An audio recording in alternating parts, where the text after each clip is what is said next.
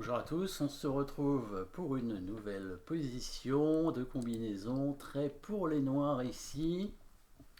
Au niveau du matériel, qu'est-ce qu'on a? On est à peu près égalité, dame, deux tours de chaque côté, un fou pour les noirs contre un cavalier, 6 pions contre 7, bon un pion d'avance pour les blancs. Est-ce qu'il va avoir une importance? Si on rentre en finale, oui, mais là on est en milieu de partie.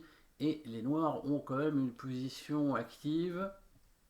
Hein. Bon, ils ont quand même intérêt à trouver des coups assez énergiques, parce que même si le roi blanc est bien bloqué sur la première rangée, la dame, elle est elle-même bloquée. Hein. Donc ils ont intérêt à trouver évidemment une bonne suite directe, concrète, qui permettra évidemment de gagner du matériel hein, grâce à une combinaison de... pas une combinaison de maths, hein, une combinaison qui menacera maths, mais qui permettra de gagner du matériel, une tour a priori. Donc, qu'est-ce qui se passe ici? Des échecs peut-être pour les noirs, pas tant que ça, hein, il n'y en a que deux. On va donner la dame à chaque fois. Après, il peut y avoir un thème. Hein, si on prend le pion en H2 avec la dame, on ouvrirait la colonne du roi. Si on amène la tour dessus, mais en tout cas, pour l'instant, il n'y a pas de tour dessus qui peut venir. Et l'échec en G2, il va prendre, on va reprendre du pion. On n'aura rien de spécial, même s'il y a un fou qui pourra arriver, mais bon, les blancs vont couvrir l'échec ou bouger le roi. Enfin, il y a plein de façons d'empêcher les échecs. Du coup, est-ce qu'il y a une menace de mat dans cette position? Pas sûr, hein, non, je crois pas. Pas de menace de mat, en tout cas en un coup, évidemment, en plusieurs coups peut-être. On pourrait envisager un passage d'une tour, mais encore une fois, on voit pas trop comment. Ça paraît un peu long hein, pour qu'une tour arrive en H5. Après une tour sur la deuxième rangée, bah, il y a la tour qui est là pour défendre. Pareil pour la première rangée, il y a l'autre tour. Peut-être vous voyez un bon coup déjà, vous avez certainement vu un bon coup, peut-être un dégagement d'espace pour permettre au fou d'arriver, évidemment. Hein, on voit tout de suite la possibilité pour le fou d'essayer de venir. Pour l'instant, il est bloqué, hein, mais si on arrive à dégager l'espace, c'est-à-dire ce qui bloque les pions noirs en fait, eh ben ça pourrait être très intéressant parce que le roi, évidemment, le roi blanc, bah, il est bloqué. Hein. Donc ici, on envisage très évidemment, bien évidemment, on va dire, le coup tour pro cavalier qui permet d'ouvrir des lignes directement en direction du roi. Il prend avec le pion et là, on avancerait le pion en F2 pour ensuite amener le fou en E4, hein, ce qui pourrait être très intéressant. Sauf que ici, fou E4, bon, sur F2, il va prendre avec sa tour le pion. Sur fou E4 échec, il va jouer tour G2. Alors, il va mettre la tour G1 probablement en G2. Comme ça, il va toujours défendre ce pion avec la tour en F2. Hein, si on regarde bien cette suite de coups, tour prend, pion prend. Si jamais les noirs font F2, on prend en F2. Et sur l'échec, on va mettre cette tour-là. Et le pion en A2 est protégé par la tour. Hein. C'est pas la tour qui est clouée du coup. Et la tour noire n'arrive pas en attaque.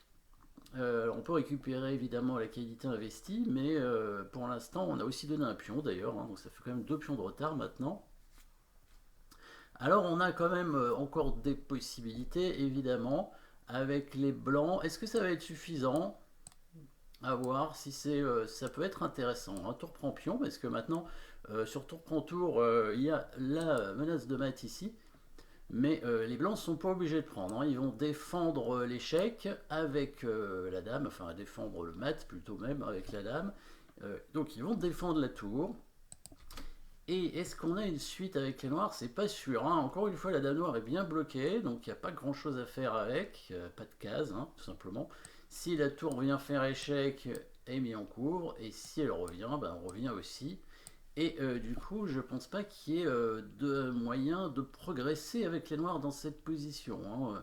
Sachant que les blancs ont aussi des possibilités quand même de faire échec à un moment donné. Peut-être l'échec tout de suite n'est pas très bon parce que le roi va se protéger, mais en tout cas, la dame blanche pourra un jour ou l'autre faire des échecs. En tout cas, ce que peuvent faire les blancs éventuellement, c'est bouger leur roi, hein, évidemment pour éviter le mat et du coup menacer la tour. Du coup, je pense que là, les noirs vont être vraiment obligés de prendre l'échec perpétuel. Hein. Donc, une fausse piste. Et oui, une fausse piste ici. Une fausse piste, peut-être le coup tour prend cavalier est bon, mais la suite ne l'est pas. On n'avance pas le pion tout de suite. Qu'est-ce qu'on joue évidemment, hein, peut-être avez-vous trouvé. En tout cas, mettez la pause pour voir la suite de coups. Souvent, très souvent, dans les combinaisons, quand il y a une combinaison qui a l'air de fonctionner, qui ne fonctionne pas, de justesse, hein, ou alors, bon, on a l'impression, on a l'intuition que c'est bon, et bien finalement, l'une des bonnes façons de jouer, ou en tout cas de vérifier, c'est d'intervertir les coups. C'est-à-dire, au lieu de jouer le premier coup qu'on avait étudié, et bien jouer le deuxième coup. Alors là, le premier coup, bon, c'est tour point cavalier, là on est à peu près sûr de ça, parce que sinon, on ne pourra pas ouvrir le pion. Hein. Donc ça, tour point cavalier, c'est bon. Par contre, le deuxième coup ici, F2, bon, fou E4, F2, oui, pardon, qu'on avait dit, suivi de fou E4, et ben on va inverser, on va jouer fou E4 tout de suite, du coup, menaçant F2.